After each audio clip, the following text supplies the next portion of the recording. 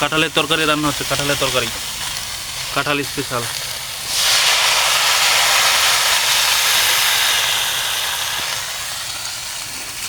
কাঁঠালের তরকারি আপনাদের খেতে কেমন লাগে একটু জানাবেন। এখন তো কাঁঠালের তরকারি মোটামুটি সবাই পছন্দ করে। কাঁঠাল এখনও পাওয়া যায় জায়গায় জায়গায়, অনেক জায়গায়। সিজন শেষ হয়ে যায়নি। কাঁঠালের সাথে আলুর ভাজা, মচমচ, পটল ভাজা, মাছের ভুনা, আহা গরম ভাত, সেই লেভেলের স্বাদ, তাই কি না? তো প্রথমে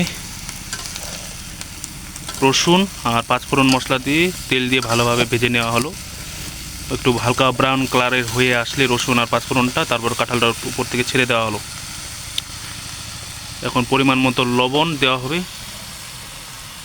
এই যে পরিমাণ মতো লবণ চলে গেল। তারপর পরিমাণ মতো হলুদও দেওয়া হবে, যতটুকু আপনার প্রয়োজন ততটুকু হলুদ দিবেন, ঠিক আছে? তারপরে নেড়ে চেড়ে 5-7 মিনিটের জন্য ঢাকনা দিতে হবে সেদ্ধ হওয়ার জন্য। নেড়ে চেড়ে দেওয়া হলো, কিন্তু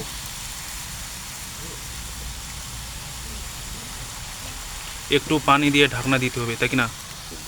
সেদ্ধ হবে, তাহলে একটু পানি দিয়ে ঢাকনা দিলে ভালো সেদ্ধ হবে। তাই কাঁঠাল রান্নাটা মজা হবে, মজা। দেখুন খালি গাছের কাঁঠাল কীরকম হয়।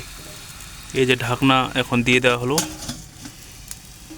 এটা হচ্ছে অন্ততপক্ষে 5 মিনিট রাখতে হবে, তাহলে সেদ্ধটা ভালো হবে। আর এখন হাই ফ্লেমে, হাই হিটে লাগান জাল, যাতে ভেতরে সেদ্ধ হয় ভালোভাবে, পরিপক্কভাবে।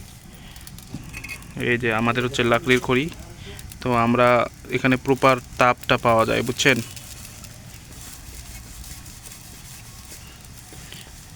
তো 5টা মিনিট পর আপনাদের সাথে দেখা করছি কি হচ্ছে ঢাকনাটা ওঠানোর পর।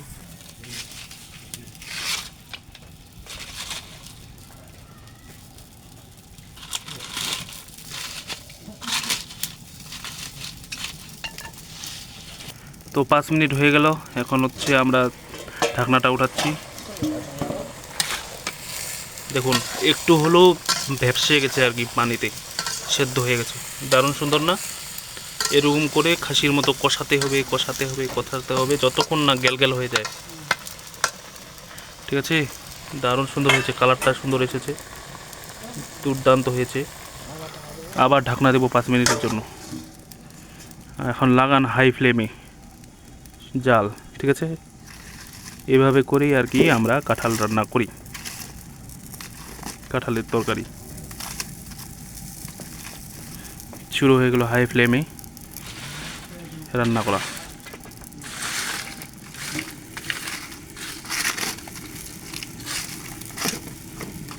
তো আবার ভিডিওটা আমি একটু পোস্ট করে দিচ্ছি। 5 মিনিট পর আবার দেখা হচ্ছে আপনাদের সাথে।